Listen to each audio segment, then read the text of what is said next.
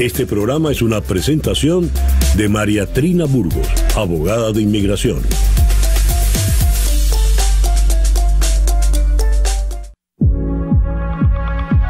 Las noticias, protagonistas y tendencias del momento con César Miguel Rondón en Conexión. La voz que cuenta la historia mientras ocurre. Muy buenos días. Son las 9 en punto de la mañana de este miércoles 25 de septiembre del año 2024. Y en este momento, a las 9 en punto de la mañana, usted está sintonizando en Conexión por Éxito 107.1 FM, la emisora del sur de Miami, Territorio Éxitos. Usted también nos puede escuchar en su teléfono celular con la aplicación Actualidad Media Group. Esa aplicación usted la puede descargar de manera gratuita en su celular. Y si usted entra en www.exito107.com, además de escucharnos, nos puede ver.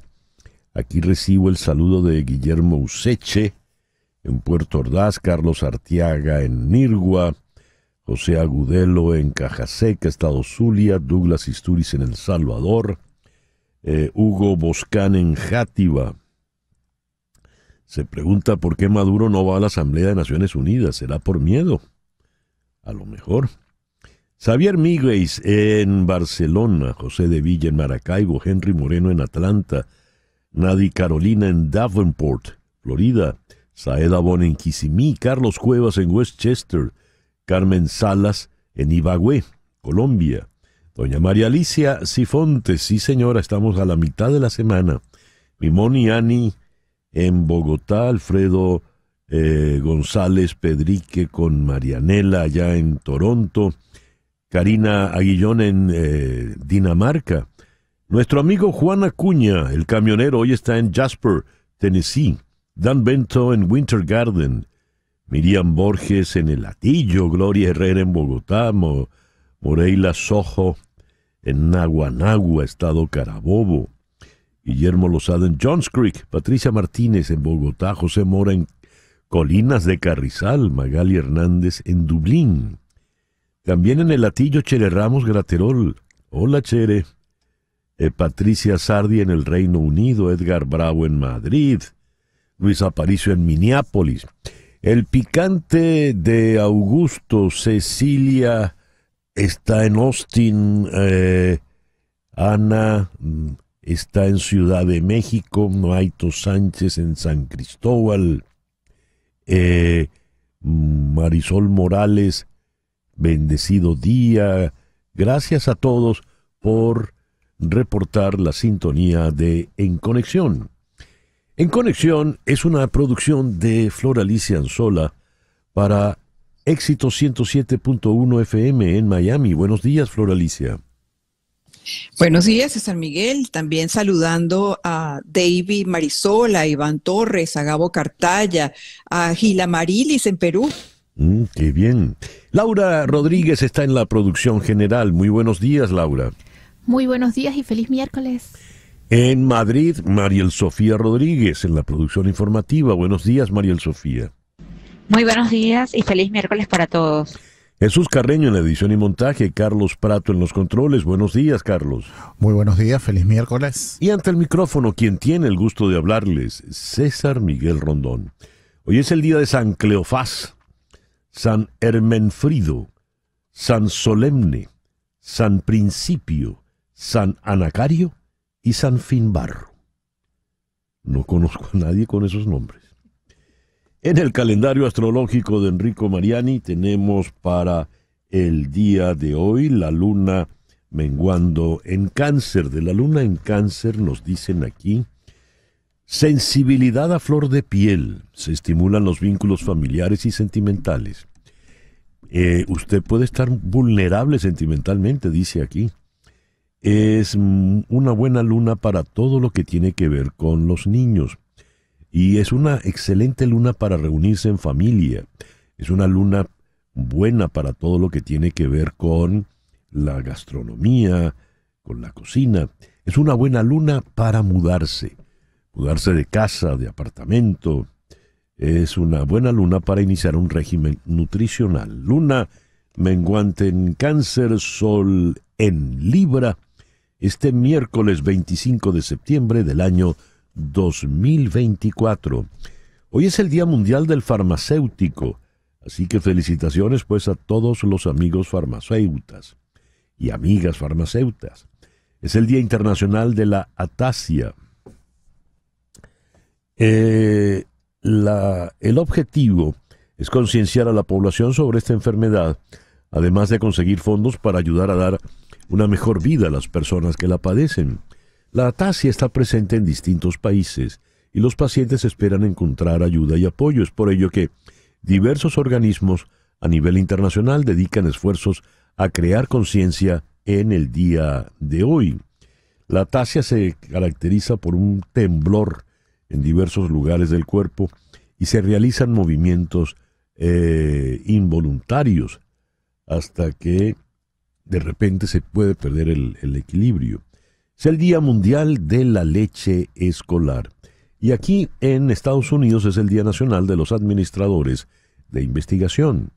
El programa que hemos preparado para el día de hoy lo vamos a iniciar en Orlando con la profesora María Isabel Puerta. Ella es politóloga y profesora visitante en Ciencias Políticas en Valencia College. Con ella vamos a tocar unas curiosas declaraciones que dio el señor John Bolton. Si Trump gana, puede pactar con Maduro. Esto lo dio en una declaración reciente. Recordemos que él fue el asesor de seguridad de Donald Trump en su presidencia.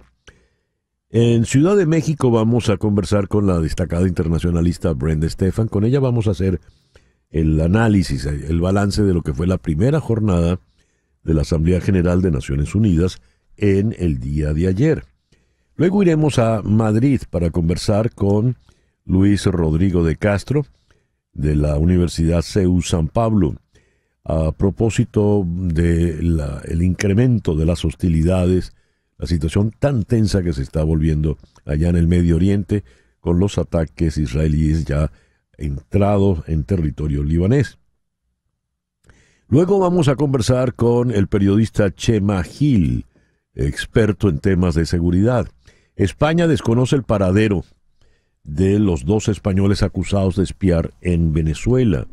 ¿Qué va a hacer el gobierno español al respecto?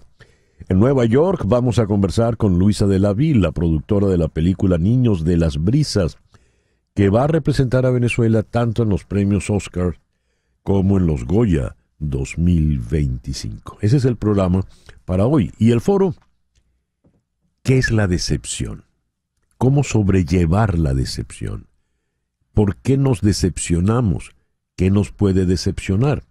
Vamos a contar con la doctora Edith Shiro, aquí en Miami, la autora del libro El inesperado regalo del trauma, y en Río de Janeiro, con la también psicóloga Joana Alenzo. Ese es el programa que hemos preparado para el día de hoy, 25 de septiembre del 2024. El 25 de septiembre del 1513, el explorador español Vasco Núñez de Balboa cruza el Istmo de Panamá y es el primer europeo en ver el Océano Pacífico.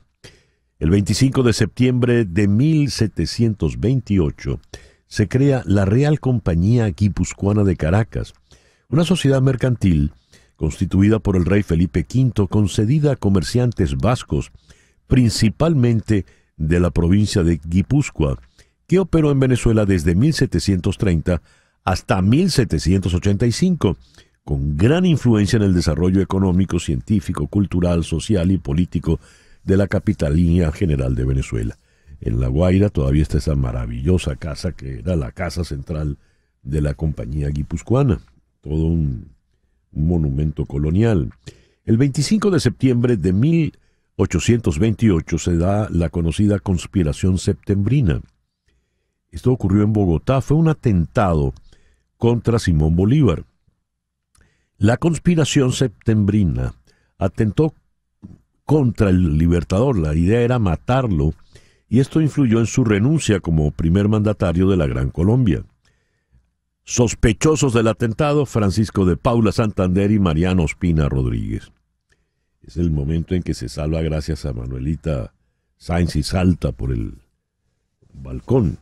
El 25 de septiembre de 1926, Henry Ford anuncia una semana laboral de 8 horas con 5 días, de 8 horas en 5 días para los trabajadores de la Ford Motor Company. Los quedaba solo 8 horas de trabajo diario por 5 días y 2 días de descanso a la semana. Hoy está cumpliendo Michael Douglas 80 años. Nació el 25 de septiembre de 1944. El 25 de septiembre de 1957, en Haití es elegido presidente vitalicio François Duvalier, quien gobernó gobernó hasta su muerte en 1971. Convirtió a su país en el más pobre del mundo y en el año 71 fue sucedido por su hijo, Baby Doc, Jean-Claude Duvalier, quien gobernó hasta falleció en el 2014. El 25 de septiembre de 1962, en el norte de África, se proclama formalmente la República Democrática Popular de Argelia. Ferhat Abbas es elegido presidente del gobierno provisional. El 25 de septiembre de 1963, una junta cívico-militar con el respaldo de Estados Unidos derroca al presidente electo Juan Bosch. Esta pareja tiene el detalle de que celebra cumpleaños cada uno el mismo día. Eso sí, con una buena diferencia de años. Hoy Michael Douglas celebra 80 años y su mujer Catherine Zeta-Jones 55 apenas. El 25 de septiembre de 1981, Sandra Day O'Connor es juramentada como la primera mujer juez en la Corte Suprema de los Estados Unidos. Y el 25 de septiembre del año 2009, la selección de fútbol sub-20, la Vinotinto sub-20, debuta por primera vez en un mundial de fútbol en cualquiera de sus categorías. Esto ocurrió en la Copa Mundial de Fútbol Sub-20 Egipto 2009. Allí la Vinotinto venció a la selección de Nigeria 1-0. El 25 de septiembre del año 2006 nació el gran compositor ruso Dmitri Shostakovich. Su famosa Sinfonía número 5. Se ha escrito mucho sobre Shostakovich. Recién leí una novela, Shostakovich contra Stalin, de Güell, un director de orquesta y novelista catalán, muy buena. Y también recomiendo El ruido del tiempo, de Ian Burns, el novelista británico, igual sobre las persecuciones, la obstinación de Stalin contra Shostakovich. El 25 de septiembre de 1932 nació en Canadá el gran pianista Glenn Gould, uno de los grandes intérpretes de las variaciones Goldberg de Johann Sebastian Bach. Y el 25 de septiembre de 1952, es decir, está cumpliendo hoy 72 años, nació en el Bronx, Nueva York, el gran conguero Eddie Montalvo. Montalvo se inició con muchas orquestas allá en el Bronx, y cuando Fania All Stars, Ray Barretto renuncia a seguir con Fania All Stars, es Eddie Montalvo el que lo sustituye en las congas. Luego pasó a formar parte de Los Seis del Solar de Rubén Blades y pues ha destacado mucho con su propia orquesta. El editorial con César Miguel Rondón. Las palabras de los líderes tienen su peso. Las palabras de los líderes hay que tomarlas en serio. Cuando el aspirante a la vicepresidencia, el senador por Ohio, J.D. Vance, quien acompaña a Donald Trump en el ticket presidencial, dijo que él no consideraría legales a las personas, básicamente los haitianos, con TPS o parol humanitario, más de uno dijo, bueno, pero eso lo está diciendo por la campaña electoral, pero eso no lo van a poner en práctica. Leí entonces algo que me llamó la atención. En las redes alguien dijo, si les creyeran tanto las amenazas como les creen las mentiras. Pues bien, decía que las palabras tienen su peso. En el debate con la señora Harris, Donald Trump llegó a decir que en el pueblo de Springfield, en el estado de Ohio, los haitianos se comían a las mascotas. Y esto ha traído como consecuencia, pues, reacciones hostiles, duras, en contra de los inmigrantes haitianos. Y me llega esta noticia. Un grupo de base en defensa de los inmigrantes presentó una denuncia solicitando cargos penales en Springfield contra el expresidente Donald Trump y su compañero de fórmula, el senador J.D. Vance, por su papel en la elevación de acusaciones falsas sobre inmigrantes haitianos que secuestran y se comen a las mascotas locales. La denuncia presentada por Asian Bridge Alliance en el Tribunal Municipal del Condado de Clark alega que Trump y Vance, al amplificar esas afirmaciones, tuvieron un impacto directo en el estímulo de las 33 amenazas de bomba que sacudieron a la ciudad de Springfield. La directora ejecutiva de esta Asian Bridge Alliance, HBA, la señora Gerlin Joseph, presentó el documento. Dijo, se han alegado 33 amenazas de bomba en Springfield en las últimas 2 semanas. Hospitales, escuelas, universidades y oficinas gubernamentales fueron evacuados después de recibir amenazas con carga racial. Los funcionarios del gobierno de Springfield y sus familias recibieron amenazas. Las mentiras de Trump y Vance han dañado a la comunidad de Springfield y han violado la ley penal. Fin de la cita. Las personas y las organizaciones privadas no pueden presentar cargos penales. Por lo general, los procedimientos penales los inician los fiscales de distrito que presentan denuncias, acusaciones formales ante un gran jurado o citaciones de las fuerzas del orden. Pero lo cierto es que ha habido 33 amenazas de bomba y la ciudad de Springfield, muy tranquilita, pues de repente vio su vida completamente alterada. Y se ha comprobado, es falso que los haitianos se coman las mascotas. Quien dice haitianos, dice inmigrantes.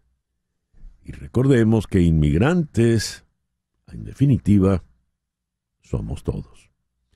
9:19, Capicúa, una pequeña pausa y al regreso venimos con las noticias más importantes de este miércoles 25 de septiembre. Esto es En Conexión por Éxito 107.1 FM en Miami. A las 9:22 vamos entonces con las noticias más importantes de este día. El presidente de Colombia, Gustavo Petro, ofreció declaraciones al terminar su discurso en la Asamblea General en el día de ayer. Indicó que Nicolás Maduro seguramente se va a posesionar el 10 de enero y además confirmó que el miércoles 25 se reunirá con Luis Ignacio Lula da Silva para abordar la situación de Venezuela. Las palabras de Petro llegan un día después de que se conociera que el gobierno de Colombia está tratando de tener una reunión telefónica con Maduro, según lo dicho por el vicecanciller colombiano Jorge Rojas.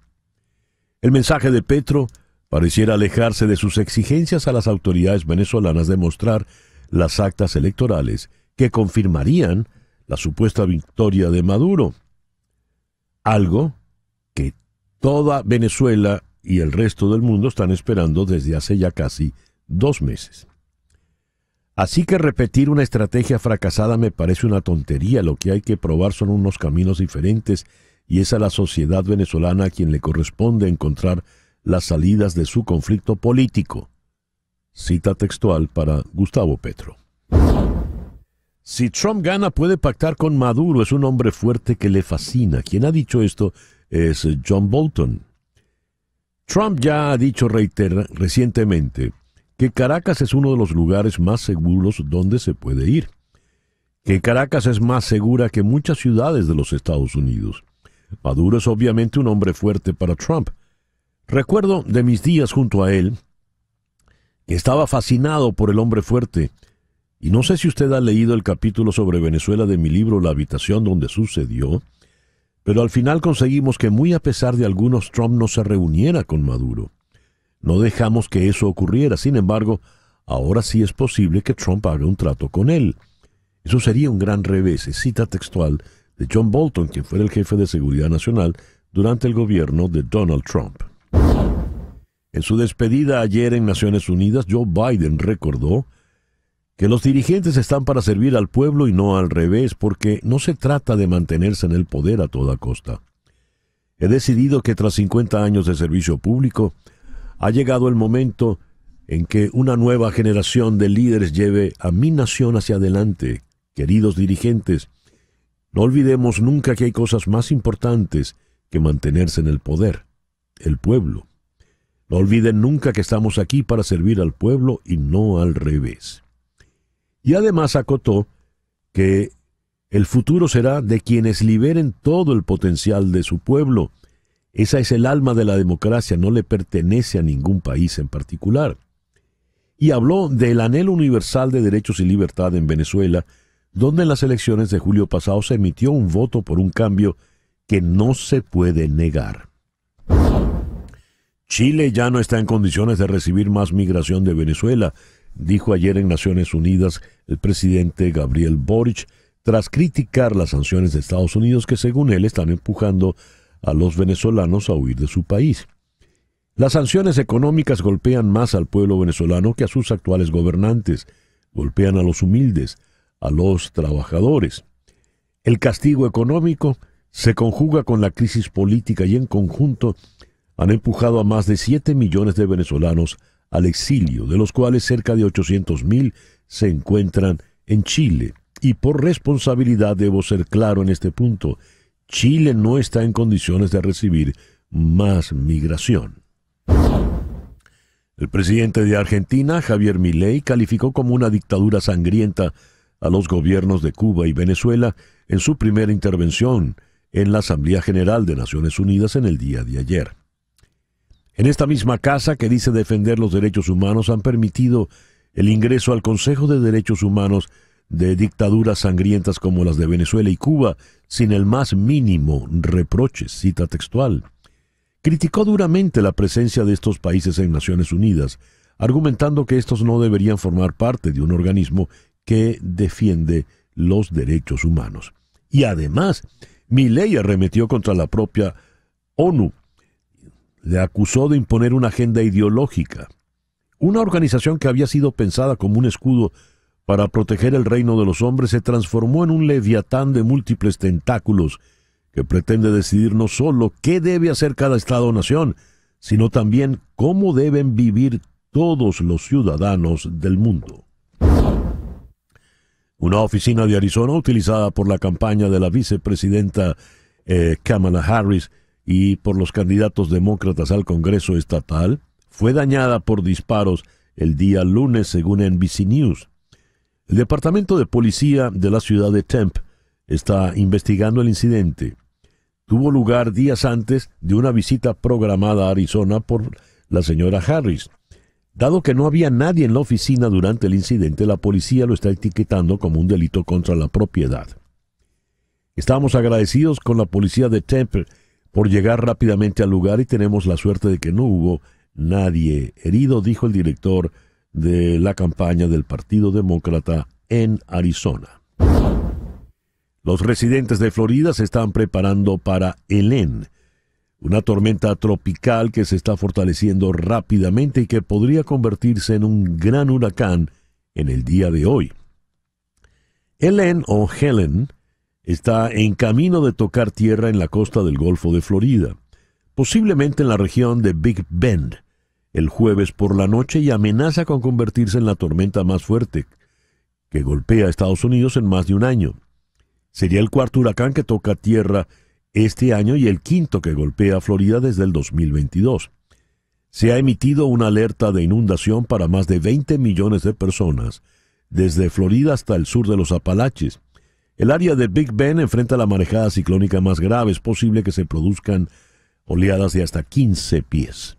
El presidente ruso Vladimir Putin presidirá hoy miércoles una reunión del Consejo de Seguridad de Rusia sobre disuasión nuclear, según informó el Kremlin. Habrá una intervención del presidente. El resto, por obvias razones, tendrá el sello de completamente secreto, según el portavoz del Kremlin, Dmitry Peskov. Peskov hizo esta declaración días después de que Rusia anunciara que ha preparado las instalaciones del polígono nuclear de Nueva Zemba, en el Ártico, escenario en 1990 del último ensayo atómico soviético. Esto en respuesta a los pasos dados por Estados Unidos. Recientemente Putin advirtió que si Occidente da luz a Kiev para que emplee sus misiles de largo alcance contra objetivos en territorio ruso, eso significará que los países de la OTAN, Estados Unidos y los países europeos están en guerra con Rusia. Cita textual para Vladimir Putin. China, con uno de los programas nucleares más herméticos del mundo, efectuó hoy el primer lanzamiento público en décadas de un misil balístico de largo alcance. Un movimiento imprevisto que llega en medio de tensiones crecientes con Taiwán y en coincidencia con la Asamblea General de Naciones Unidas. Se trata de la primera vez en 44 años que China hace pública una prueba de este tipo. Lo hizo antes en 1980 cuando un DF-5 despegó desde el centro de lanzamiento de Jiuquan, en el norte del país, para volar más de 9.000 kilómetros sobre el Pacífico Sur. El lanzamiento coincide con las recientes tensiones con Taiwán y en el mar de la China Meridional, escenario cada vez más frecuente de enfrentamientos entre buques chinos y filipinos, lo que podría llevar potencialmente a un conflicto entre Washington y Pekín. Y tras la última reunión del Quad, la alianza formada por Estados Unidos, Japón, India y Australia para estrechar su cooperación en el Indo-Pacífico. Un ataque israelí en Beirut mató a Ibrahim Kobeissi, a quien Israel describió como un alto comandante de Hezbollah en la unidad de cohetes y misiles del grupo. Hezbollah confirmó más tarde su muerte. Hezbollah disparó por primera vez un misil hacia Tel Aviv, informó hoy el ejército israelí, que llevó a cabo nuevos bombardeos de gran alcance contra el movimiento islamista en el Líbano. Las sirenas de advertencia sonaron al amanecer en esta gran ciudad israelí, 100 kilómetros al sur de la frontera libanesa, cuando Hezbollah disparó el misil tierra-tierra que fue interceptado, según el ejército. Es la primera vez que un misil de Hezbollah alcanza la zona de Tel Aviv, dijeron los militares israelíes, y en unas horas después anunciaron ataques de gran alcance en el sur del Líbano y en la región de la Bekaa. El movimiento islamista libanés afirmó que el objetivo de su misil Quader era la sede del Mossad, el servicio de inteligencia exterior israelí, considerados responsables del asesinato de los líderes de Hezbollah y de las explosiones de buscaspersonas y walkie-talkies la semana pasada que dejaron decenas de muertos. 9:33 de la mañana. Vamos ahora con nuestra primera entrevista. Vamos a la ciudad de Orlando, donde está la doctora María Isabel Puerta Riera. Ella es politóloga, profesora visitante en Ciencias Políticas en Valencia College. María Isabel, muy buenos días. Muchísimo gusto en saludarte de nuevo. Buenos días, César. Un gusto. Muchísimas gracias. María Isabel, el señor John Bolton, quien tenemos entendido conoció estrechamente al presidente Donald Trump, fue su jefe de seguridad, le acompañó durante un buen trecho de su gobierno, ha dicho que si Trump gana puede pactar con Maduro, porque Maduro es un hombre fuerte que le fascina. ¿Tiene eso sentido para ti? ¿Por qué el señor Bolton ha dicho eso? Bueno, él ha sido muy enfático en su preocupación por la debilidad de carácter de Trump. Esa es una de las razones que él alega para no votar por él. Si recordamos el libro, La habitación donde ocurrió, sí, hay un capítulo dedicado a Venezuela donde él narra cómo fue toda la odisea del apoyo a la causa venezolana y cómo tuvieron que trabajarlo básicamente él en el Consejo de Seguridad junto con Pompeo y otros, Claver Carone, tuvieron que básicamente no manipularlo, pero sí trabajarlo de una forma. Recordemos que Trump tiene un conocimiento muy superficial sobre gobierno, Estado y por supuesto relaciones internacionales no es su fuerte. Y había la duda. Él describe en el libro que Trump fue muy débil porque hubo momentos donde insistía en que quería reunirse con Maduro, así como para él ha sido un éxito haberse reunido con Kim Jong-un, para él era igual. Él lo veía como algo equivalente y no dejaba de mostrar su admiración por Maduro como un hombre fuerte, y en el libro Bolton señala que Trump consideraba a Guaidó muy débil y que no veía futuro para esa iniciativa de derrocar a Maduro con el liderazgo de Guaidó. Es decir, ahí había un escepticismo enorme. No de parte de Trump, sino de parte de su propio equipo de seguridad nacional sobre su compromiso con Venezuela. Y creo que la entrevista que le dio al Mundo Bolton ahorita lo que hace es precisamente ratificar su escepticismo, su frustración con Trump y su liderazgo regional, pero sobre todo su poca capacidad, nulo conocimiento sobre cómo manejar una agenda de política exterior. Eso es lo menos que uno puede deducir, ¿no?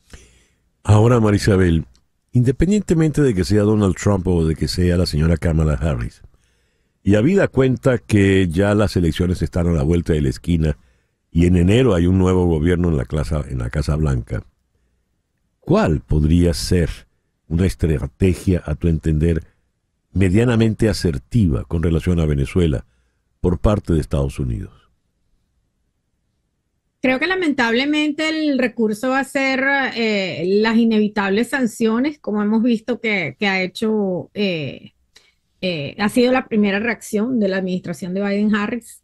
Yo creo que el problema es primero de qué tipo de sanciones estamos hablando, porque las sanciones económicas y financieras han sido tremendas para un sector de la población que es muy vulnerable, han sido muy oportunas para otros que están haciendo negocios con eso.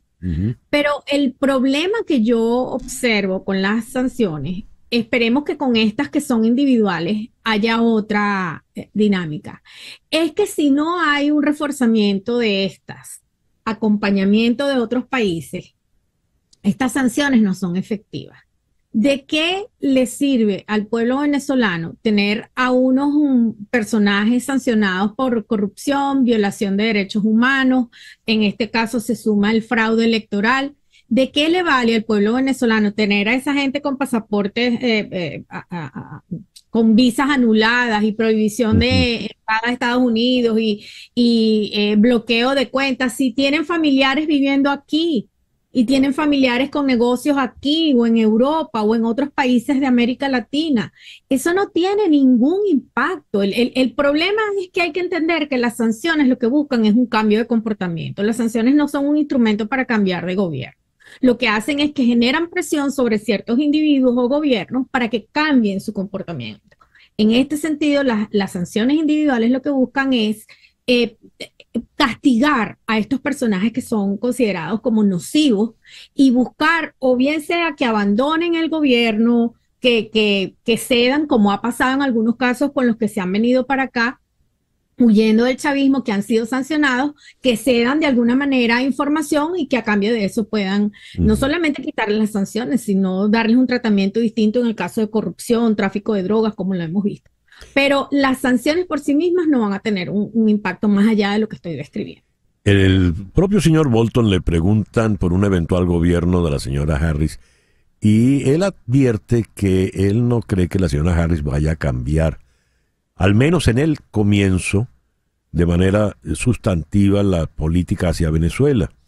Dice, ella ha estado sentada en el Consejo de Seguridad todos estos 3 años y medio, ella ha sido parte de todo esto y no va a cambiar nada, al menos en un inicio. ¿Por qué el señor Bolton hace ese tipo de advertencia? Al menos en un inicio. Es que se sospecha que la señora Harris pueda hacer algo completamente distinto? Bueno, primero hay algo que es fundamental. Quien define la política exterior de esta administración es Biden, no es la vicepresidenta. La vicepresidenta acompaña al presidente. De hecho, estamos viendo que hay una diferencia en su aproximación a la política económica, a otros temas, inclusive el de la guerra entre Israel y Hamás. Sin embargo, creo que el problema es fundamentalmente el distanciamiento de Estados Unidos con respecto a Latinoamérica en general. Yeah. Y Venezuela es un problema. Entonces, ahí tiene que haber, por una parte, una revisión de estas medidas. Por ejemplo, el tema de las sanciones, eso hay que revisarlo, ese no puede ser el único instrumento. Lo otro es, en el caso de la vicepresidenta, en este momento, ella su discurso tiene que ser más hacia el reconocimiento de que Venezuela es un problema por su impacto sobre la migración, y ahora que estamos viendo que hay una satanización de los venezolanos en Estados Unidos, es mucho más grave la situación. Sin embargo, de ganar ella la presidencia, creo que lo fundamental es el acercamiento hacia otros gobiernos.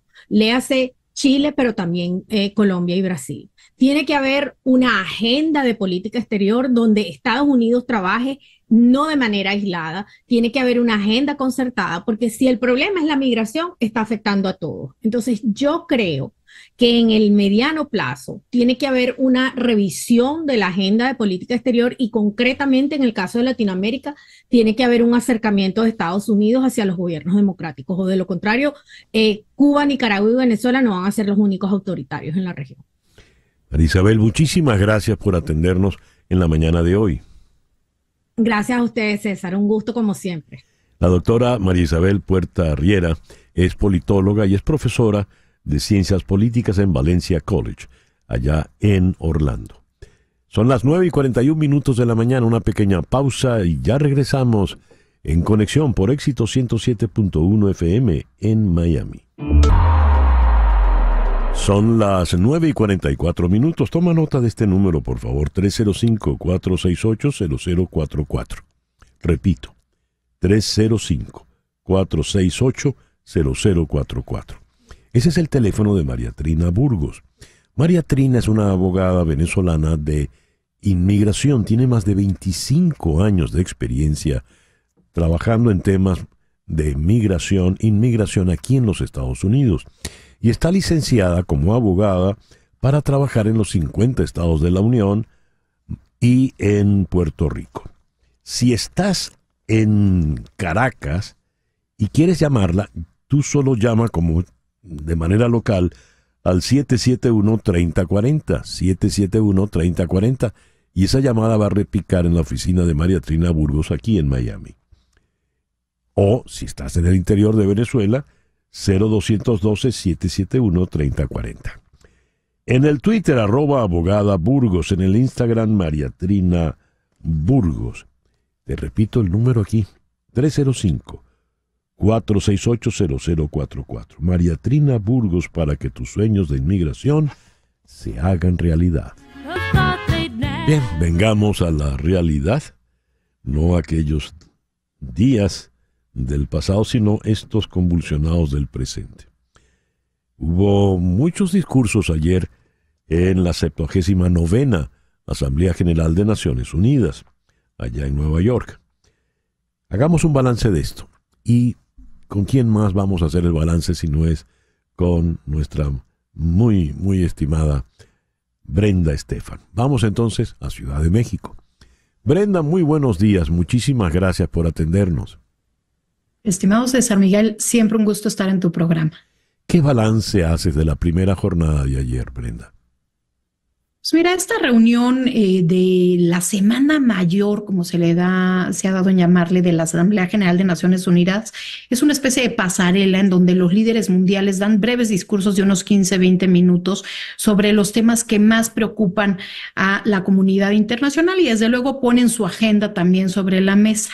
Lo que pasa es que esta edición se da en un contexto de un mundo muy fracturado por los conflictos bélicos, la guerra en Sudán, la guerra en Ucrania y la guerra en Gaza, y la preocupación de que el conflicto en Medio Oriente puede extenderse a otros países con la creciente tensión que hay entre el grupo Hezbollah en Líbano e Israel. Entonces, creo que esto es el telón de fondo de estas discusiones. Lo hemos visto el día de ayer, líder tras líder que subía a la palestra, con excepción quizás de Javier Milei, pues apuntaba hacia la importancia de que Israel y particularmente el primer ministro Netanyahu pues disminuya la presión, recule en estas pues ofensivas militares, tanto en el Líbano en los días recientes como en Gaza. Y bueno, en el caso del presidente Biden, su último mensaje, gran mensaje, digamos, de política exterior,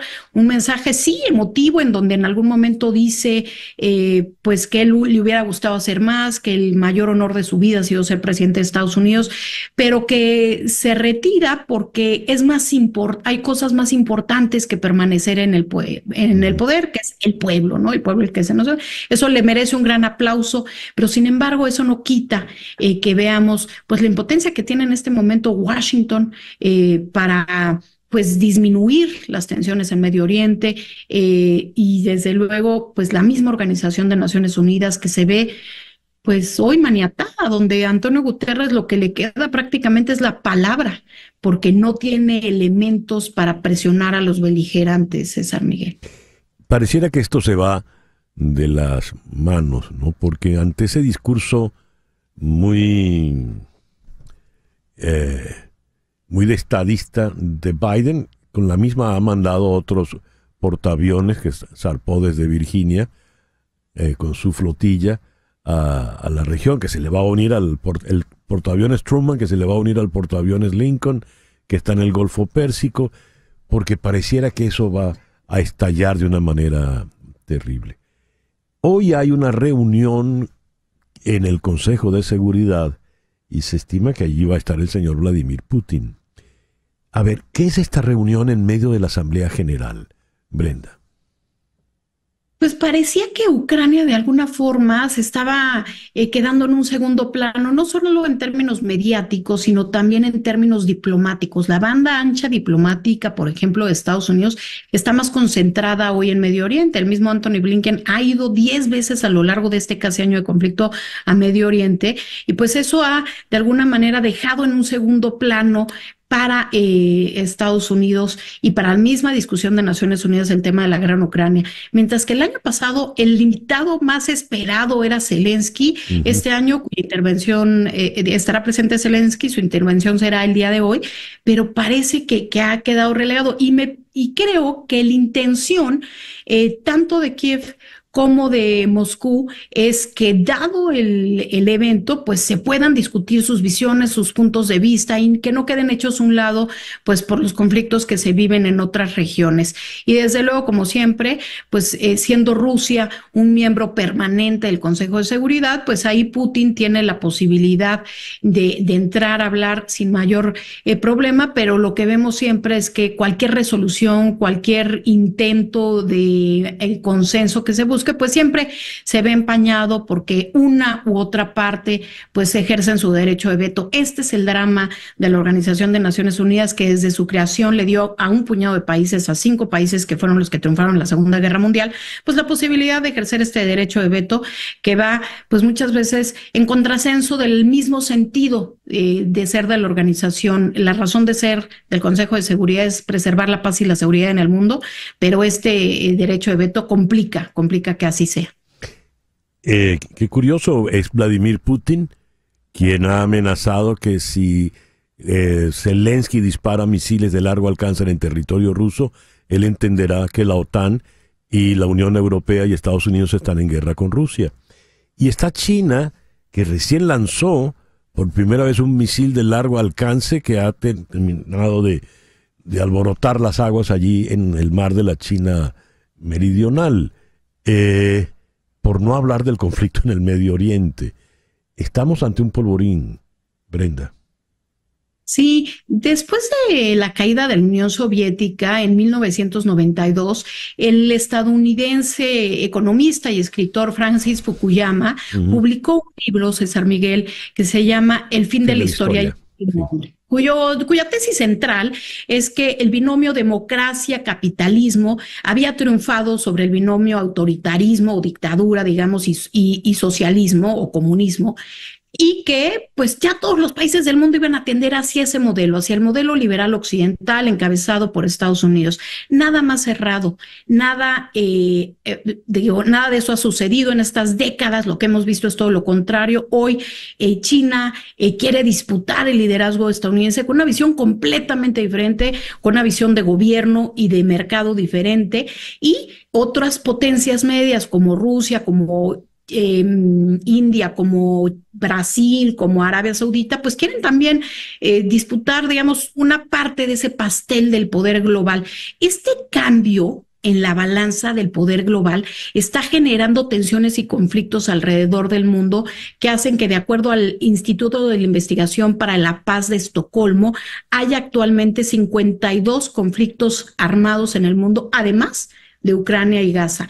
Entonces, creo que desgraciadamente, César Miguel, es el signo de los tiempos, el zeitgeist, y que seguiremos viendo antes de más paz, desgraciadamente, mayores conflictos. No quiero cerrar la conversación sin tocar el tema venezolano, que fue tocado, valga la redundancia, por Biden, por el izquierdista Boric, el derechista Milei, hasta la señora Meloni habló de Venezuela. ¿Qué tanto puede salir a favor de la democracia venezolana de esta Asamblea General? Pues mira, Venezuela tiene sus aliados en el mundo tradicionales, que son pues los gobiernos autocráticos con los que se identifica Maduro, particularmente China, Rusia, Cuba, Nicaragua, ¿no?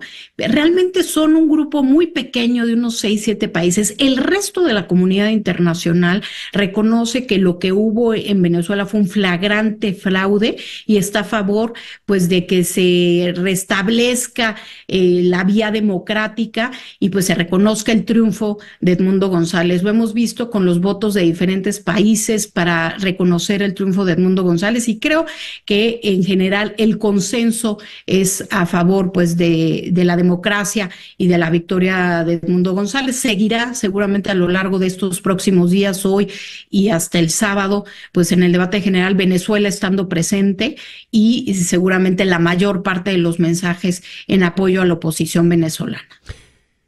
Brenda, muchísimas gracias por estos minutos en la mañana de hoy. Gracias a ti, como siempre, por la invitación, estimado César Miguel. Muy buenos días. Brenda Estefan, destacada internacionalista, nos habló desde Ciudad de México. Hicimos mención al conflicto en Ucrania, menciona la tensión bélica en el mar meridional de la China y por supuesto lo que está ocurriendo en el Medio Oriente. Israel abre el otro frente al sur del Líbano. No es solo la situación en Gaza frente a Hamas, sino ahora también contra Hezbollah en el sur del Líbano. Y Hezbollah, leíamos la noticia temprano, disparó por primera vez un misil hacia Tel Aviv, 100 kilómetros al sur de la frontera. ¿Qué puede ocurrir con el conflicto en el Medio Oriente? Vamos a Madrid. Allí está Luis Rodrigo de Castro, profesor de Relaciones Internacionales en la Universidad CEU San Pablo. Luis, muy buenos días, muy buenas tardes por allá. Muchísimas gracias por atendernos. Muchas gracias, un placer atenderos. Buenas tardes desde Madrid, buenos días al otro lado del Atlántico. Gracias. Hezbollah ha disparado por primera vez directamente un misil hacia Tel Aviv. ¿Qué podemos esperar de esta escalada que ya tiene múltiples frentes? No es solo Gaza, es también ya el territorio libanés.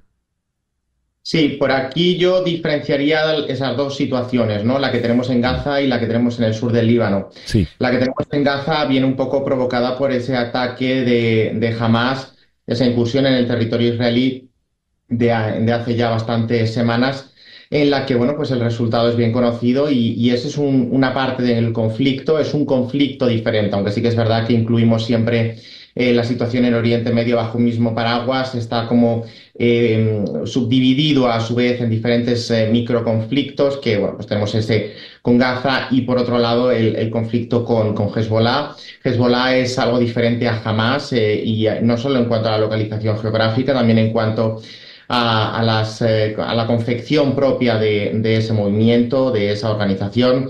Hezbollah es una especie de Estado dentro del propio Estado libanés, por tanto, ¿qué cabe esperar en este caso de ese ataque de Hezbollah hacia Tel Aviv, que como bien decías es la primera vez que llegan tan lejos, ¿no? O por lo menos a esas inmediaciones de una de las grandes ciudades del Estado de Israel, junto con Jerusalén, la capital, Haifa, bueno, pues es una ciudad, como si dijéramos en algunos términos, pues una de las top 5 en cuanto a ciudades del Estado de Israel. Pues en primer lugar, lo que cabe esperar es la respuesta israelí. Eso está fuera de toda duda. Israel va a responder. ¿Cómo lo va a hacer? Es algo que tardaremos a lo mejor no una semana, pero sí a lo mejor unas 24, 48 horas, porque sí que aquí hay una cuestión y es muy importante, y es que la respuesta israelí suele meditarse, o por lo menos suele reflexionarse y suele matizarse mucho dentro de lo que son las fuerzas de seguridad israelíes, incluso la coalición gubernamental. Pero que esa respuesta va a existir, eso está fuera de toda duda. Habrá que ver hasta qué punto esto supone una nueva escalada, una apertura de una nueva brecha en ese conflicto que tiene Israel con sus vecinos en el sur, pero también este otro conflicto en el norte. Y tampoco hay que perder de vista lo que sucede por el lado oriental. Quizá el único flanco que Israel tiene libre es el occidental por cuestiones obvias, porque del mar a priori no va a venir ningún ataque, sobre todo porque está muy bien protegido, ¿no? Pero por el lado oriental, como decía, tampoco se nos tiene que escapar, tenemos que andar mirando de reojo la situación que pueda venir también de Irán. Israel tiene un armamento, tiene una dotación militar, un ejército que está muy bien preparado y está muy bien suministrado y muy bien respaldado por países del entorno occidental, muy específicamente de Estados Unidos, pero también tiene una capacidad limitada. No es un estado tan poblado como puede ser Estados Unidos, como puede ser Rusia, China. Es un estado que en cuanto a población podemos calificar de pequeño, ¿no? Relativamente y comparativamente hablando, tomando en consideración los estados que actualmente conforman la sociedad internacional. Por tanto, esos recursos humanos son más limitados que los medios técnicos. Por tanto, ahí Israel no sé hasta qué punto puede llegar a envalentonarse militarmente y afrontar la apertura de varios frentes, tanto en el norte, en el sur, en el este, de manera simultánea, ¿no? Es verdad que, insisto, materialmente y logísticamente es una cuestión, pero humanamente, bueno, pues al final el ejército se compone de tropas, esas tropas son personas, y aunque en Israel es curioso porque toda la sociedad o todos los ciudadanos de Israel están considerados como soldados en la reserva, pues aquí sí que es verdad que no se pueden sacar de debajo de las piedras y bueno, pues ahí habría que meditar mucho y habría que medir muy mucho qué tipo de respuesta podría darse de manera simultánea. Ya. Luis, muchísimas gracias por atendernos en el programa de hoy. Muchas gracias a vosotros, un placer. Luis Rodrigo de Castro es profesor de Relaciones Internacionales en la Universidad CEU San Pablo, en Madrid. 10:01, Capicúa, una pequeña pausa y al regreso venimos con nuestro foro del día de hoy. ¿Cómo sobrellevar la decepción? Nada menos. En un momento regresamos con César Miguel Rondón en Conexión por Éxitos 107.1 FM. ¿Qué es una decepción? ¿Por qué nos decepcionamos? ¿Qué nos decepciona? ¿Nos decepciona un hecho, una circunstancia, una persona, un grupo de personas? Y si caemos en una decepción y estamos muy decepcionados, ¿cómo podemos levantarnos de esa decepción? ¿Cómo podemos superarla? Ese es nuestro tema del día de hoy. ¿Cómo sobrellevar la decepción? Aquí en la ciudad de Miami está la doctora Edith Shiro, nuestra muy apreciada Edith, psicóloga clínica, tiene una experiencia clínica de más de 25 años con adultos, adolescentes, parejas, familias, y es la autora de ese bestseller, El inesperado regalo del trauma. Querida Edith, muy buenos días, gracias por estar con nosotros. Hola César, qué felicidad estar con ustedes y muchísimos abrazos desde aquí. Gracias. Y en la bellísima ciudad de Río de Janeiro, en pleno, ya está cambiando el clima, ¿verdad? Ya están entrando en la primavera. Está la psicóloga clínica Joana Alenzo. Joana, muy buenos días, gracias por acompañarnos. Hola, gracias una vez más por la invitación. ¿Qué es la decepción, Edith? Mira, la decepción, que también se puede llamar desilusión, se puede llamar desesperanza, muchas veces es cuando las expectativas que tienes sobre ti mismo, sobre los demás o sobre el mundo no son cumplidas. Y es difícil muchas veces vivir con esta diferencia entre la expectativa y lo que realmente sucede, porque esa es una fórmula que mucha gente usa para medir cuánto es la felicidad, qué tan felices somos. Cuando la diferencia entre la expectativa que tienes y lo que sucede es muy grande, la felicidad disminuye. Cuando la expectativa de lo que tienes sobre ti mismo, sobre los demás, sobre el mundo, y lo que sucede en la realidad es pequeña, entonces se tiende a ser más feliz. Esa es una de las fórmulas que se usa. Ahora, la decepción puede ser de un evento o puede ser una decepción a lo largo de la vida. La decepción puede ser sobre ti mismo, lo cual causa muchísima depresión o con los demás, pero también puede ser una situación crónica que se vuelve en desesperanza y se vuelve como en inglés es lo que se llama hopelessness, helplessness, realmente lo que te lleva a una depresión clínica. Entonces hay que ver cuál es el grado de decepción, cómo es ese rango de decepción y qué es lo que está generando. Me gustaría oír tu opinión, Joana, por favor. A mí me encanta como lo plantea Edith, ¿no? Y realmente, bueno, decepcionarnos también es parte de la vida. Siempre, no podemos estar todo el tiempo recibiendo absolutamente todo lo que esperamos. En algunos momentos vamos a tener decepciones, va a depender también el tamaño que le pongamos a eso y la forma en la que nosotros podamos digerir esa decepción es la que va a hacer que entonces podamos reponernos más rápido o no y evitar, por ejemplo, esto que dice de una depresión, ¿no?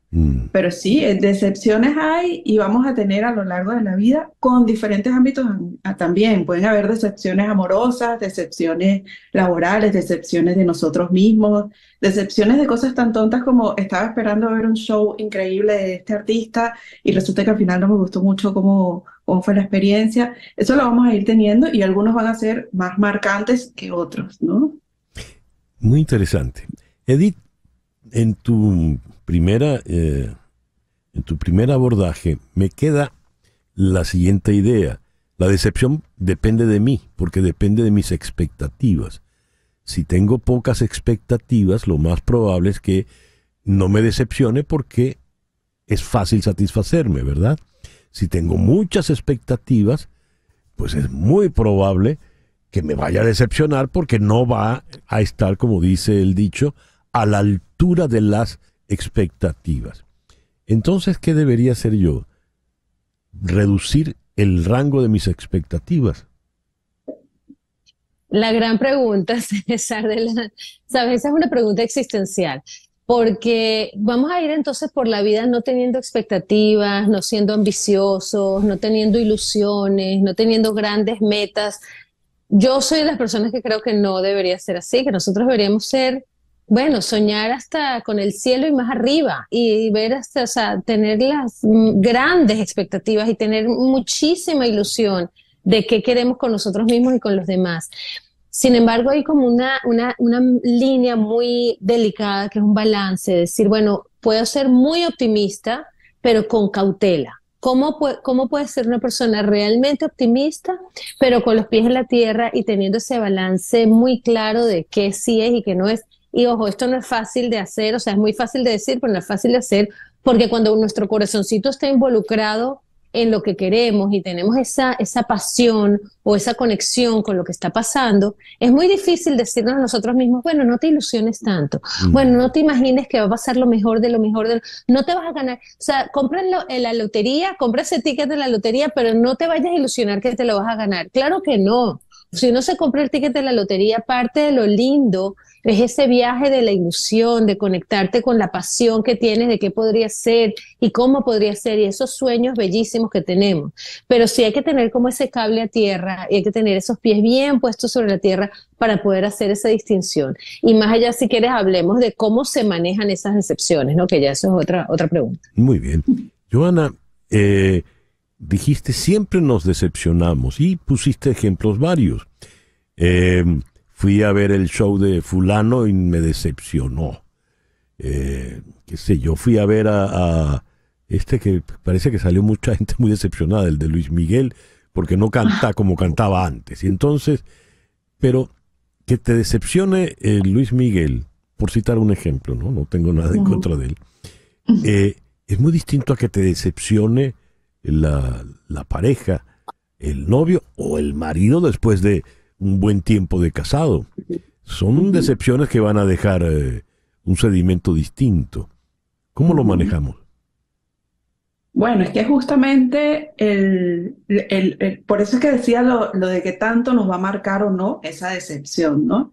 Y realmente sí, hay decepciones que son realmente muy importantes y que significan en nuestra vida un antes y un después. Y hay otras decepciones que obviamente son más de cuestiones así. Fui a este concierto y no me encantó, la verdad es que pensé que iba a ser más así y no fue. Y eso nosotros tenemos que, bueno, dejarlo pasar, se pasa ahí.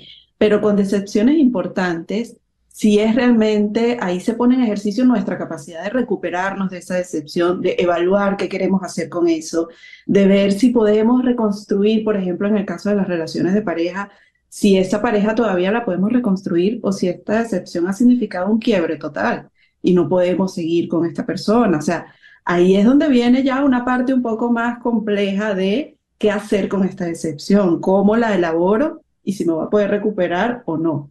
De pronto me habían ofrecido un bono en el trabajo y el bono resulta que no fue tan alto como yo había esperado que fuese. Ok, ¿vale la pena para mí seguir en este trabajo, seguir poniéndole para un próximo bono? ¿O esto va a hacer que yo me replantee un cambio en mi carrera y empiece a buscar otras oportunidades? Ahí es donde viene la parte difícil, ¿no? Y viene también así amarradita a el tamaño de la expectativa que tengamos. Si ya llegó a ser una cosa muy, muy idealizada o no, ¿no? Bien, entonces estamos entrando ya en un terreno cada vez más complejo. Edith, por tu experiencia clínica te ocupas precisamente, entre otros asuntos, de parejas. ¿Cuál es la experiencia clínica que has tenido con decepciones en parejas? ¿Logran superarse o no? Bueno, hay decepciones que pueden ser traumáticas, ¿verdad? Una infidelidad, una traición, unas diferencias profundas de principios, de valores que se manifiestan en la relación de pareja, pueden crear como rupturas muy grandes. Yo tengo la experiencia de trabajar con parejas por más de 25 años y te digo, cuando la pareja está realmente involucrada en sanar, que tiene algún tipo de motivación, de interés, de ganas de trabajar en la relación, esas relaciones se recuperan y florecen. Cuando la decepción puede ser tan grande o no se tienen las herramientas para navegar esas emociones, las relaciones a veces no progresan porque la persona se queda con un dolor, con una ruptura, con una incapacidad de recuperarse de eso que vivió. Eso lo veo en infidelidades, por ejemplo, mucho. O sea, cuando hay esos temas de infidelidad, hay parejas que se recuperan y hay parejas que no. Cuando hay, por ejemplo, una muerte de algún ser querido, a veces de algún hijo, a veces algún tema a veces de inmigración, donde pasan de un país a otro, y hay parejas que lo viven bien y se recuperan, hay parejas que no lo pueden soportar y no terminan, no. Por supuesto también qué tipo de ayuda están teniendo, qué tipo de soporte tienen alrededor, eso ayuda, eso hace una gran diferencia. Las parejas que vienen temprano a terapia y trabajan en esto desde el comienzo ayuda muchísimo más. Las parejas que realmente quieren hacer ese trabajo salen adelante. Y tú sabes, César, que yo siempre digo que una de las cosas que sucede con las situaciones de trauma es que cuando tienes situaciones difíciles, cuando tienes adversidad, cuando tienes retos en la vida, pueden ser las grandes oportunidades para crecer, para cambiar y para transformarse. Y eso lo digo no solo para parejas, para individuos también y para países también. O sea, son momentos de decepción los que te dan la fuerza para decir, bueno, toqué fondo, estoy mal, me siento mal, pero con esto es lo que me va a dar la fuerza y el motor para ver de qué otra manera yo voy a salir adelante y cómo yo voy a sobrevivir de esto. Johanna, tanto Edith como tú han comentado que yo me puedo decepcionar en el trabajo, me puedo decepcionar frente a algún proyecto, me puedo decepcionar en un concierto o de la pareja, pero también yo puedo ser el motivo de la decepción. ¿Qué ocurre cuando la decepción es personal, Johanna? Es muy duro. O sea, siempre las decepciones son muy duras, pero realmente decepcionarse de uno mismo implica un proceso en el que nosotros vamos a tener que replantearnos entonces cómo estamos haciendo las cosas. Y la parte quizás más triste de todo esto es que a veces nosotros somos más duros con nosotros mismos de lo que seríamos con otros. Muchas veces pasa eso. Entonces, claro, estar decepcionado de uno tiene que ver además con la forma en la que uno se ve frente a los demás, con la forma en la que uno espera que va a ser el rendimiento de uno en determinada situación. Y realmente a veces podemos llegar a darnos como muy duro, ¿sabes? Yo incluso muchas veces se lo planteo a mis pacientes como que, bueno, guarda el látigo y no te des, porque también uno tiene que poder entonces pasarse la mano y decir, oye, hice lo mejor que pude, lo intenté, pero bueno, aquí voy a tener que seguir dándole un poquito más a ver cómo lo logro. Pero es muy doloroso estar decepcionado de uno mismo, sobre todo en cosas que sientes que de pronto empiezan a aparecer estos sentimientos de pude haber hecho algo más, siempre meto la pata, o sea, empiezan a aparecer como cosas bien crueles que nos decimos a nosotros mismos. Edith, si no se puede guardar el látigo tal como acaba de decir Johanna, tú comentaste que una decepción puede llevar a un proceso depresivo ya crónico, ya preocupante. ¿Cómo se hace en esos casos? Sí, la depresión puede llevar a la desesperanza y la desesperanza lleva muchas veces a la depresión. En estos casos, como los que está dando el ejemplo de Johanna y los que estamos hablando, César, es lo primero y lo número uno es aceptar que esta decepción ha sucedido, aceptar en ti mismo que tienes esa desilusión, que tienes esa decepción, que no salieron las cosas como tú quieres, o que se está viviendo una situación que no es exacto como se quería, como se esperaba.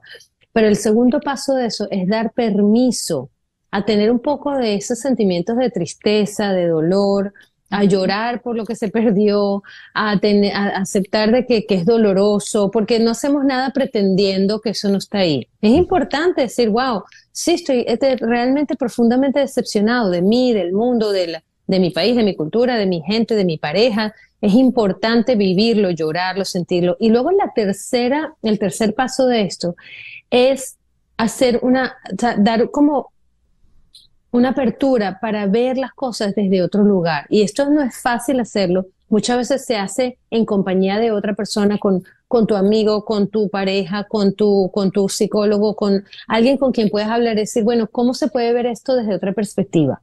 Y cuando nos paramos desde otro lugar, hay mucho para agradecer, César, mucho para agradecer. Y el agradecimiento de decir, bueno, no pasó así, pero sí pasó. O sea, el concierto de Luis Miguel estuvo malo, pero la pasé buenísimo con mis amigos mientras fui al concierto. Mi pareja, es verdad, me traicionó, pero los 3 hijos que tenemos con la pareja son bellísimos y estoy agradecida por los 5 o 10 o 15 años que estuvimos juntos.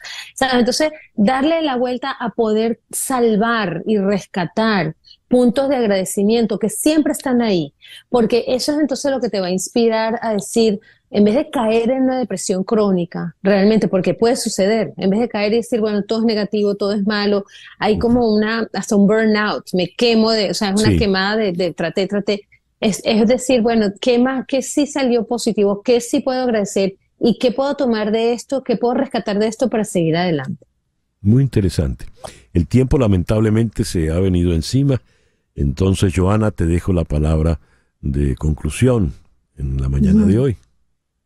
Bueno, mira, yo creo que una de las cosas más importantes para lidiar con la decepción es que nosotros podamos ajustar nuestras expectativas y que sepamos, por ejemplo, que hay una diferencia, una línea que separa la idealización de la expectativa. La idealización es, por ejemplo, me voy a casar y estoy pensando desde ya, mi relación de pareja va a ser perfecta, nunca vamos a pelear, nunca vamos a tener una diferencia, todo va a ser maravilloso. Y evidentemente, mientras más alta sea la idealización, pues más duro va a ser el golpe cuando llega la realidad. Entonces, si yo tengo expectativas en las que yo puedo pensar, me voy a casar, pero voy a tener una relación de pareja bonita, saludable, nos vamos a apoyar y cuando tengamos diferencias las vamos a hablar y cuando pasen cosas, bueno, veremos cómo hacemos para hacer terapia o leer un libro o conversarlo mejor para poder enfrentar esto. Si ya yo sé que mis expectativas están un poco más ajustadas a la realidad, va a ser mucho más fácil que la decepción para mí no sea un golpe y una caída hacia el hueco más profundo. Y creo que eso es importante, que uno lo tenga como medido. ¿Qué tan realistas son nuestras expectativas? Y evidentemente, además, cuando las cosas no salen como quieren, quería rescatar esto que dijo Edith del agradecimiento. Creo que es importante que nosotros podamos entonces, si estamos decepcionados por algo, rescatar, así sea, bueno, esto fue un aprendizaje. Si no tengo nada absolutamente bueno que rescatar de este golpe que me acabo de dar, por lo menos aprendí. Y voy a evitar que vuelva a pasar. Muy bien. Joana, muchísimas gracias por habernos acompañado. Sí. Muchísimas gracias. Edith, muchísimas gracias por estar con nosotros. Gracias. Abrazos a todos y que tengan un día espectacular. Muchísimas gracias. Ustedes también. Edith Shiro, psicóloga clínica, autora del libro El inesperado regalo del trauma, aquí en Miami. @doctor.edithshiro. Pegado todo. Y en Río de Janeiro, la también psicóloga clínica Joana Alenzo, @psicología para mí. El reloj indica 10:21 de la mañana. Hacemos una pequeña pausa y ya regresamos en conexión por Éxito 107.1 FM en Miami. Vamos ahora hasta Murcia. Volvemos a cruzar el océano. Allí está el periodista y escritor Chema Gil, codirector del Observatorio Internacional de Seguridad. Chema, muy buenos días desde este lado, muy buenas tardes allá al otro lado del océano. Gracias por atendernos. Gracias a vosotros por vuestra conexión y qué mejor manera que entrar en esta entrevista con ese impresionante Marcial Istúriz que realmente es único. Sí, señor. Chema, el ministro de Exteriores, José Manuel Álvarez, dijo que sigue sin conocer oficialmente la identidad de los 2 españoles que detuvo el gobierno de Maduro, acusándoles nada menos que de espías, de estar implicados en un supuesto intento de magnicidio, el enésimo intento de magnicidio que acusa Nicolás Maduro. ¿Qué nos puedes comentar al respecto? ¿Qué se sabe realmente de ellos? ¿Quiénes son? Pues en realidad son 2 jóvenes del País Vasco, de Euskadi, y uno es pues un trabajador manual, ¿no? de fontanería y demás, y el otro un amigo. Son perfectamente conocidos en sus barrios, en sus casas, y ciertamente, bueno, sus perfiles en Facebook y en redes sociales son de hace muchos años. No es un perfil creado ad hoc y, por supuesto, hay que descartar de raíz que puedan tratarse de 2 agentes del CNI, como tan locamente se lanzó Diosdado Cabello y después el propio Nicolás Maduro a acusar. Yo creo que es una detención ilegal, absolutamente ilegal. Espero que no estén sufriendo lo que otros muchos han sufrido en el helicoide y que la negociación, discreta o menos discreta, pueda ser eficaz, porque estos 2 muchachos, son 2 chavales jóvenes, tienen de agentes del CNI lo mismo que yo, de imán de la mezquita de la Meca. Ahora, nada. ¿Qué hacían en Venezuela, Chema? Ellos yo creo que partieron para Venezuela antes de todo de las propias elecciones. Yo creo que su viaje estaba preparado, pasaron por Colombia, y al final, como no sabemos nada realmente, es que no se ha transmitido nada, es que pensemos que Venezuela está absolutamente saltando el derecho internacional, el asilo consular que han de prestar los países, y más siendo una democracia, pues no es posible. Por lo tanto, ni siquiera España ha podido verificar que esos dos muchachos son la identidad que ellos dicen, que lo podemos confirmar, por supuesto, evidentemente por los familiares, porque ellos mismos desde Venezuela han colgado las fotos. Y bueno, pues después de interrogatorios, y esto lo está diciendo Diosdado Cabello, que es un tipo absolutamente siniestro, muy siniestro, después de unos interrogatorios donde ellos insisten en que no son ni espías, ni van a hacer nada, ni están ahí por ninguna cuestión de esta naturaleza, lo cierto y verdad es que dice Diosdado Cabello que acabaron reconociéndolo. Y a mí ese acabar reconociéndolo me suena mucho a otros momentos, a otras historias que, César, yo creo que todos conocemos, que todos somos conscientes, que han pasado en España en el pasado y que han pasado en Latinoamérica en tantas ocasiones.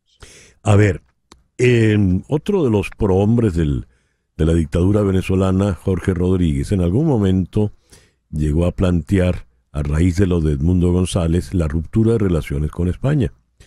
Alguien le aló las orejas allí, suponemos, le dijeron que eso sería un exabrupto y pues decidió que no se iba a proceder. Había advertido que desde la Asamblea Nacional iban a plantear la ruptura. Lo cierto es que no va a haber ruptura de relaciones y no tenemos idea de qué tipo de relación puede haber en este momento entre el gobierno de Sánchez y el gobierno de Maduro. A todas estas, el señor Zapatero podrá interceder por los dos jóvenes. Bueno, hemos tenido allí a Zapatero de asesor, a los de Podemos de asesores. Esperemos que al menos hayan sido útiles para poder hoy establecer una negociación que ha de mantenerse bajo el radar, es decir, de forma discreta, y que podamos hacer que estos chicos regresen a sus casas en el País Vasco. Si Zapatero, los de Podemos, no han dejado ni siquiera un activo, unos contactos suficientes como para poder negociar la salida de estos jóvenes, pues ciertamente vamos a tener un problema. Vamos a ver, cuando se detiene, yo me desenvuelvo en el ámbito de la inteligencia también. Cuando se detiene a un espía, el país que lo captura se lo hace saber de forma muy discreta al país que lo envía. ¿Me explico? ¿Por qué? Porque son activos humanos que pueden entrar en una negociación, cuando eso realmente es así. Lo que han hecho aquí es ni más ni menos que un show, un show, porque es que, bueno, es que lo de Nicolás Maduro ya no puede ser calificado más que de un show, y además bastante patético, sin una sola prueba, no han mostrado nada, no existen unos tipos penales concretos por los que hayan sido acusados, los envuelven dentro de una trama donde habría americanos, donde habría checoslovacos para elaborar un golpe de Estado, pero de verdad, estamos bien de la cabeza, estamos bien. Realmente cuando apareció junto con Nicolás Maduro, Diosdado Cabello, que yo te he de reconocer, César, que cada vez que lo veo siento escalofríos porque sé que domina perfectamente a todos los matones del régimen, a la inteligencia regular e irregular, y en fin, es un tipo siniestro.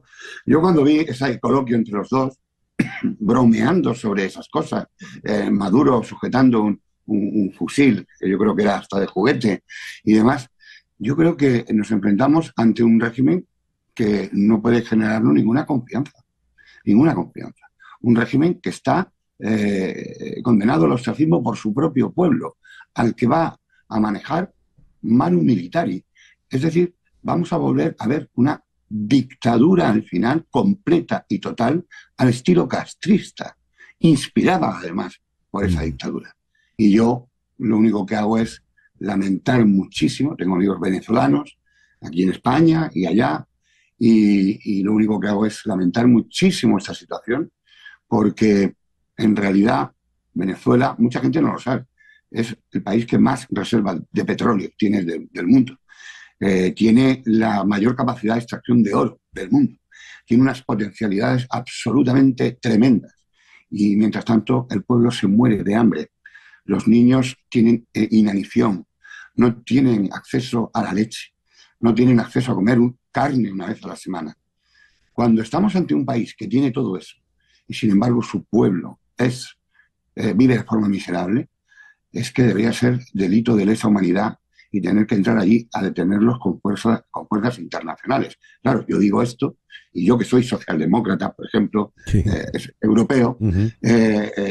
aquí me dirán, los de Podemos me dirán fascista o facha o lo que sea, porque aquí también vivimos de forma muy polarizada lo de Venezuela, exclusivamente por los elementos de Podemos. Y yo creo que en Venezuela, yo cuando vi esta campaña electoral bailando a Juan Carlos Monedero en los escenarios junto a Maduro, sentí una vergüenza ajena tremenda. ¿Por qué? Porque soy capaz de imaginar lo que puede decir todo un pueblo de mi país y de mi gente. Pero estoy seguro que los venezolanos, que aquí tenemos muchísimos acogidos y que estamos con ellos, estoy seguro que sabrán distinguir lo que son 4 imbéciles de lo que es un país, igual que nosotros lo sabemos hacer con Venezuela. No lo dudes, Chema, no lo dudes. Te agradezco mucho la sinceridad de tus palabras y tu espontaneidad. Muchas gracias, Chema. El agradecido soy yo, César, y ya sabes que rezamos siempre por el futuro de Venezuela. Será mejor, estoy convencido. Sí, señor, así será. Gracias, Mira, Chema. Muchas gracias. Un abrazo grande, César, desde España. Y para Gracias. todos. Chema Gil, periodista, escritor, codirector del Observatorio Internacional de Seguridad, nos habló desde Murcia. Y cuando él hizo el comentario sobre la sorna de Diosdado Cabello al decir, y al final aceptaron, evidentemente uno no puede dejar de imaginarse ese aspecto tenebroso de la tortura, del sicario. Y es el drama de tantos presos políticos en Venezuela. Yayo Pilieri, Perkins Rocha, Rocío San Miguel, Javier Tarazona. Dios, la lista es muy, muy, muy larga. 10:34. Las noticias de este momento en Conexión Radio. ¿Qué noticias tenemos en este momento, Flor Alicia? Bueno, César, leo en el Pitazo que el ganador de las elecciones presidenciales en Venezuela, según el conteo de actos hechos por la oposición, que son, como sabemos, las actas impresas por las máquinas de la elección del 28 de julio, Edmundo González celebró este miércoles reuniones con el Congreso Español, legisladores de los partidos regionalistas conservadores Unión del Pueblo Navarro y Coalición Canaria, quienes expresaron su respaldo y solidaridad. Ambas reuniones se enmarcan dentro de la ronda de encuentros que el reconocido como presidente electo de Venezuela, Edmundo González, está celebrando con diferentes dirigentes y formaciones políticas en España. Tras la reunión, el diputado navarro, Alberto Catalán, explicó que ha visto a Edmundo González con muchas ganas, mucha ilusión y con las ideas muy claras, y le ha trasladado el compromiso de su partido con el grito mayoritario a favor de la democracia y la libertad en Venezuela. Eso es parte de ese tour diplomático y pues legislativo que está haciendo Edmundo González para mantener presente la lucha por la democracia en Venezuela, César. Qué bien, muy, muy, muy interesante eso que nos has leído, Flor Alicia. Muchas gracias. Vamos ahora a la ciudad de Nueva York. Allí está Luisa de la Ville, tenana en el mundo, en el universo todo del cine y la televisión, productora de esa película, ese documental Niños de las Brisas, que ha causado que ha tenido tanto éxito. Tenana, muy buenos días, gracias por atendernos. Buenos días, César. Tenana, qué buenas noticias nos tienes. Dilas tú, por favor, que no me quiero adelantar. Bueno, te cuento. Hace un poco más de 2 semanas recibí una llamada de Venezuela, de la Academia Venezolana de Cine, comunicándome que habíamos sido seleccionados para representar a Venezuela en los 39º premios Goya a realizarse en España en el 2025. Bueno, la emoción fue inmensa, fue muy grande. Unos días después recibimos la comunicación oficial de la Academia de España, encargada de los premios Goya. Pero para nuestra sorpresa, hace una semana me llamaron de la ANAC, la Asociación Nacional de Autores Cinematográficos, para informarme que también habían seleccionado Niños de las Brisas en los premios Goya del 2025. Entonces, bueno, son dos academias diferentes de miembros cineastas que escogen unos para los Goya y otros para los Óscares. Entonces, bueno, esta doble postulación... Es que dijiste Goya las dos veces. No, disculpa, la primera información que recibimos fue para los Goya y la segunda fue para los premios Oscar hollywoodenses. Pero ahora, el Niños de las Brisas es un documental. No es una película de ficción con actores. Así es. Pero te puedes imaginar lo emocionante que ha sido escuchar no solamente que hemos sido seleccionados, sino también que representamos a Venezuela. Y como tú dices, sí es un documental, pero sentimos que en este momento de esta crisis política devastadora que tenemos en Venezuela y que Venezuela nuevamente está nuevamente en las noticias, como tú bien sabes, bueno, es tan importante visibilizar esta crisis y bueno, y es parte de la misma lucha, ¿no? De dar a conocer toda esta información y de alguna manera Niños de las Brisas nos cuenta un poco cómo han sido esos orígenes para llegar a este momento en el que estamos. Ahora, competiría no como documental, por ejemplo, en ninguno de los dos premios, ni en los Oscars ni en los Goya. En los Goya participamos en la categoría de Mejor Película Iberoamericana y en los Goya, en los Oscars, como Mejor Película Extranjera. Wow. Para los dos premios, por supuesto, hay que hacer una campaña muy grande, muy competitiva y escogen a 5 nominados. Eso debería suceder, una en noviembre y otra en diciembre. Y entonces esos 5 nominados de los diferentes países iberoamericanos o mundiales van a esa premiación, esas 2 premiaciones tan importantes. Bueno, no hay tiempo que perder a trabajar. Nada. Necesitamos levantar dinero y estamos tratando de conseguir unos sponsors y claro, acabamos de crear una campaña de GoFundMe para reunir dinero y necesitamos mucho apoyo de todos los venezolanos regados por el mundo para que se sepa que existe esta pequeña gran película. Pequeña, que mira cómo ha ido creciendo, ¿ah? Cómo ha ido creciendo. Bueno, te felicito. ¿Quieres dar los datos del GoFundMe? Perfecto. Se llama Apoya a Niños de las Brisas rumbo a los premios Oscar y Goya. Y también a través de las redes, por supuesto, daremos todas las informaciones de cómo vamos, ¿no? Bueno, en las redes estamos como Children of Las Brisas y por el mío particular es Luisa DLB. Nos encantaría saber de ustedes. Bueno, ya lo saben. Qué maravilla. Te felicito de verdad, querida Tenana. Muchos besos. Muchísimas gracias, César Miguel. Bien. Luisa Delaville, como digo, todos la llamamos Tenana. Yo en lo personal, imagínense, me gradué con ella de bachiller. Es la productora de esta importante, exitosa película, Niños de las Brisas.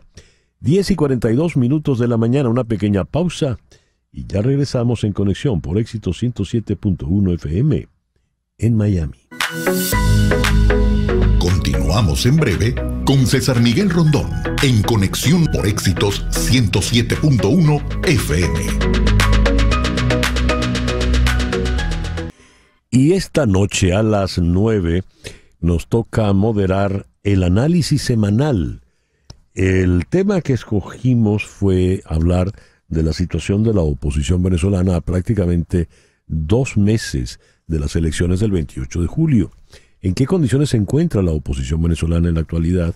¿Cuáles son sus verdaderas opciones, sus posibilidades?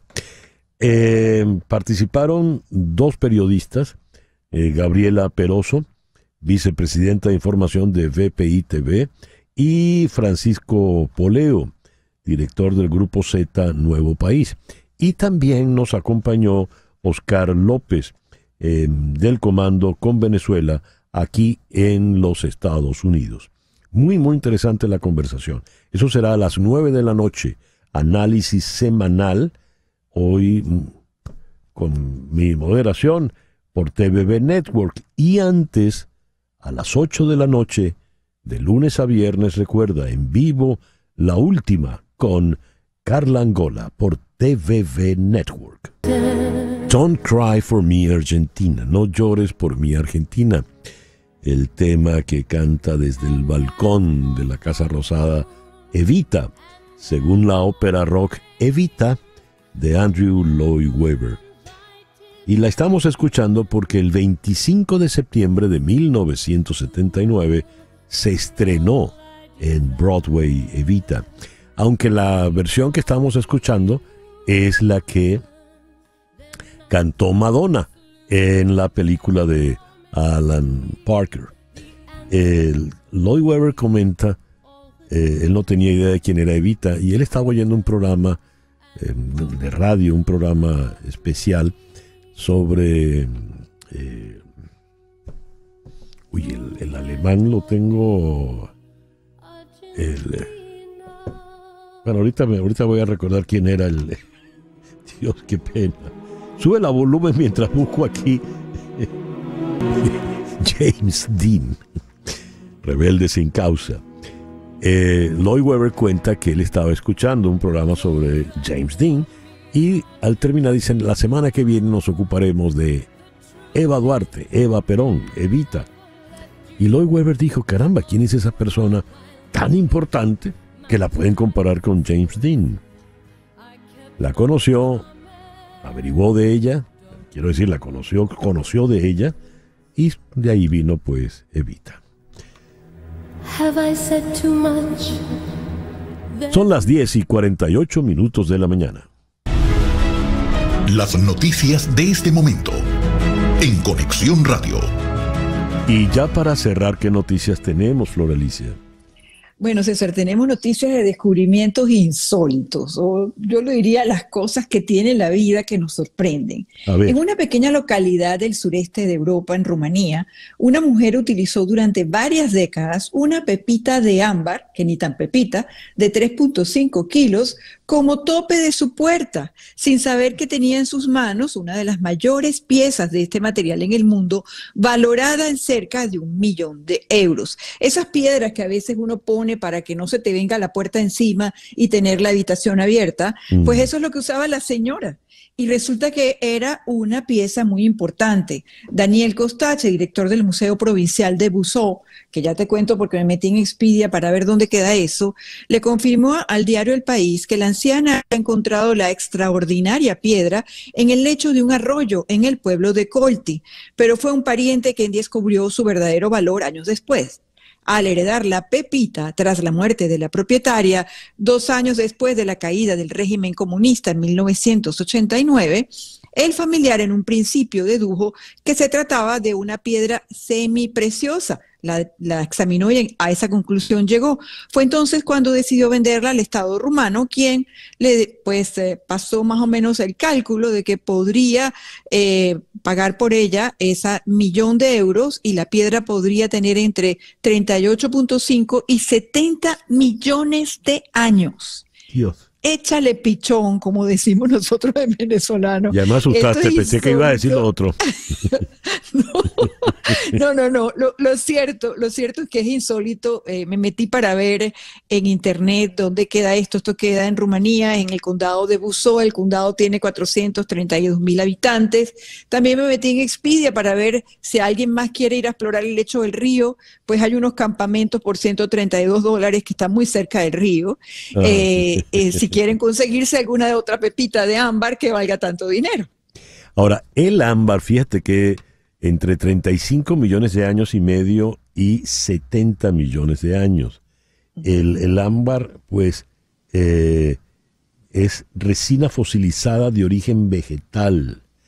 Y la historia de Jurassic Park, según Michael Crichton, el autor de la historia, comienza precisamente porque de un pedazo de ámbar, de una piedra de ámbar, sacan los restos, el ADN de los dinosaurios, y así es como comienza toda esa historia fabulosa, ¿no?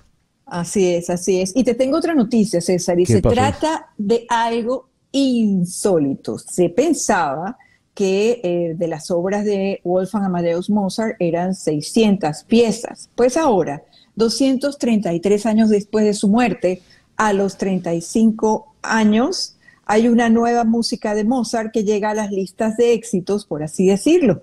Los investigadores de las bibliotecas municipales de Leipzig, en Alemania, descubrieron recientemente una pieza de 12 minutos, desconocida hasta entonces, que Mozart escribió en su juventud. Se cree que el manuscrito es una copia de una composición para un trío de cuerdas que data de mediados o finales de la década de 1760. Como les dijimos antes, Mozart murió cuando tenía apenas 35 años de edad. Increíble. Es tan prolífico Mozart que sigue componiendo 233 años después de muerto. Dios. Sí, va a ser interesante ver quién se atreve a tocarla, a interpretarla. No, ¿a quién se atreve? No, ya Deutsche Grammophon seguro está montada en seguramente. En eso, por supuesto que sí. La pieza se trata de decir tú el nombre, ahí la tienes en la nota en alemán, tú que tienes habilidad para los idiomas, a ver si se te sale bien. Ahí está, la pieza titulada... No lo voy a decir, Flor Alicia. Dilo, por favor, Ana. Seguro que te sale bien. Ganz klein Nachmusik. No. Perfecto. Ganz klein Nachmusik. Ajá, perfecto. Así se llama la pieza. Bueno. Gracias, Flor Alicia. Son las 10:52. En Conexión fue una producción de Flor Alicia Anzola para Éxito 107.1 FM. Con Laura Rodríguez en la producción general, Mariel Sofía Rodríguez en la producción informativa, Jesús Carreño en la edición y montaje, Carlos Prato en los controles, y ante el micrófono, quien tuvo el gusto de hablarles, César Miguel Rondón.